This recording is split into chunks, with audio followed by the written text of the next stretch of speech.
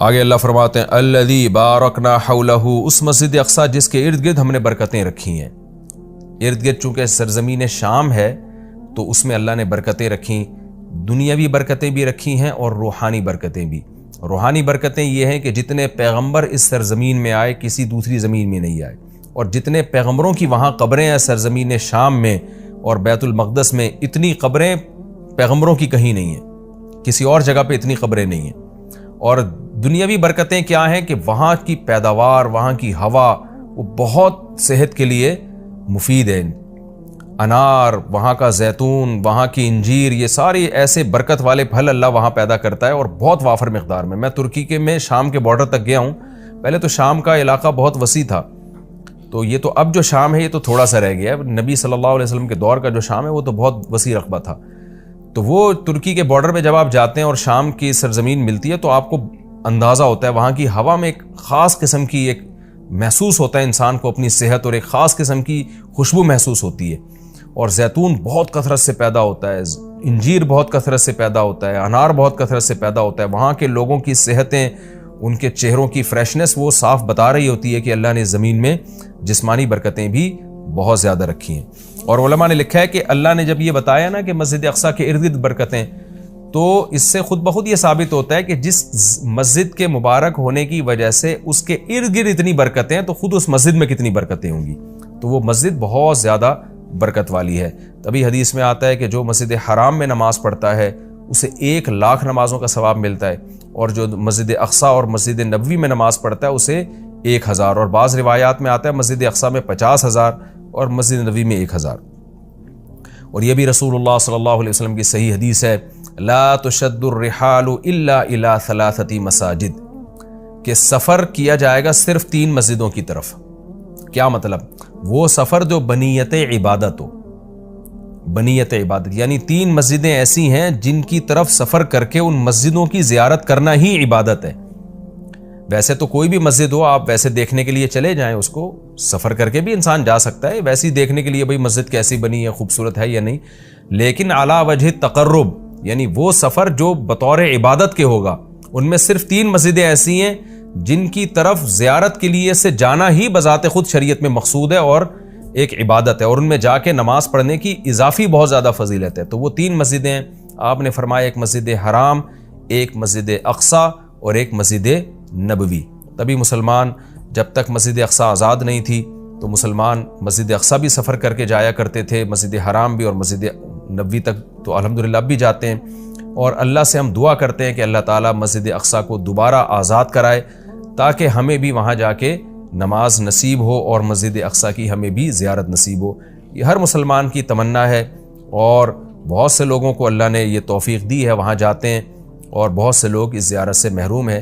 تو ہم یہ دعا کرتے ہیں کہ اللہ تعالیٰ وہ مبارک مسجد جس کی طرف اللہ اپنے حبیب صلی اللہ علیہ وسلم کو معجزاتی طور پر لے کر گیا، اور خاص طور پر ہمارے حبیب صلی اللہ علیہ وسلم کو وہاں نماز پڑھوائی گئی معجزاتی طور پر، اللہ ہمیں بھی اس مقدس سرزمین کی زیارت کی توفیق نصیب فرمائے اور ہمارے لیے آسان فرمائے۔ آگے اللہ فرماتے ہیں لِنُرِيَهُ مِنْ آیَاتِنَا، ہم نے یہ سفر اس لیے کرایا تاکہ ہم محمد صلی اللہ علیہ وسلم کو اپنی نشانیوں میں سے کچھ نشانیاں دکھائیں۔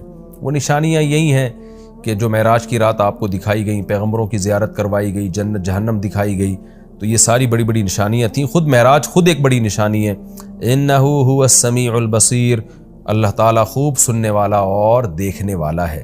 یعنی انسان تو محتاج ہے کہ جب تک اسے سنایا نہ جائے وہ سن نہیں سکتا، دکھایا نہ جائے وہ دیکھ نہیں سکتا۔ تو پیغمبر صلی اللہ علیہ وسلم بھی خود سے نشانیاں نہیں دیکھ سکتے، اللہ نے دکھائیں، اللہ نے سنائی، لیکن اللہ وہ ذات ہے جو سمیع بھی ہے اور بصیر بھی، اسے وہ ہر وقت ہر چیز کو دیکھ بھی رہا ہے اور ہر وقت ہر چیز کو سن بھی رہا ہے۔ آگے اللہ تعالیٰ ارشاد فرماتے ہیں وَآتَيْنَا مُوسَى الْكِتَابَ، یہ پیغمبروں کا سلسلہ نیا نہیں ہے، پرانا ہے۔ ہم نے محمد صلی اللہ علیہ وسلم کو جیسے کتاب دی ہے اور محمد صلی اللہ علیہ وسلم کو نشانیاں دکھا رہے ہیں، تو آپ سے پہلے موسیٰ علیہ السلام کو بھی ہم کتاب دے چکے ہیں۔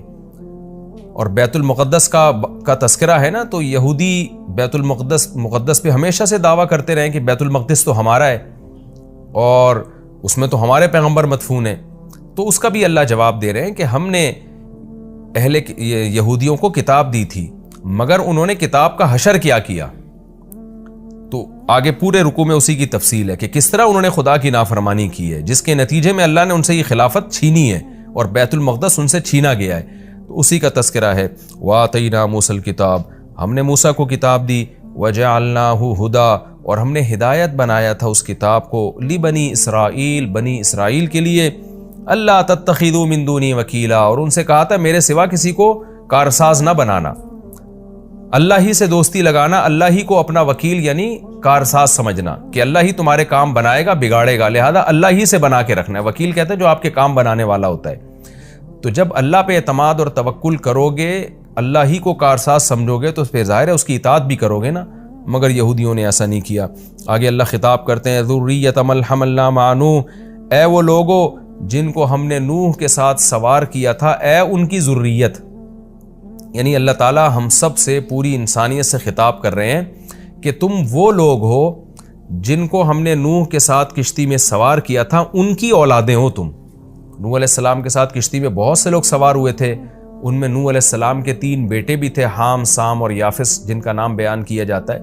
تو باقی ساری نسل انسانیت کی انہی 3 بیٹوں سے چلی ہے۔ تو وہ چونکہ کشتی میں نوح علیہ السلام کے ساتھ سوار تھے، اس لیے اللہ نے کہا کہ تم اے انسانوں، تم ان کی نسلیں ہو جن کو نوح علیہ السلام کے ساتھ ہم نے کشتی میں سوار کیا تھا، جو ان کے 3 بیٹے تھے۔ تو گویا اللہ کا بہت بڑا احسان ہے کہ تمہارے جو باپ دادے تھے نا، نوح علیہ السلام اور ان کے 3 بیٹے، وہ تو شکر گزار بندے تھے، جن کے شکر گزاری کی وجہ سے پوری انسانیت کو تباہ کر کے ہم نے چند لوگوں کو کشتی میں سوار کیا تھا، آگے تم انہی کی نسلیں ہو۔ اگر وہ شکر گزار نہ ہوتے تو تمہیں بھی زندگی اور حیات نہ ملتی، اس لیے آگے فرمایا انہ کان عبدا شکورا، نوح تو اللہ کے شکر گزار بندے تھے، تو تم انہی کی اولاد ہو جن کو ہم نے کشتی میں سوار کیا۔ تو گویا کشتی میں سوار کرنے والوں پر بھی ہم نے احسان کیا اور تم پر بھی ہم نے احسان کیا، کیونکہ اگر ان کو ہم کشتی میں سوار نہ کرتے اور طوفان میں غرق کر دیتے تو تم بھی پیدا نہ ہوتے۔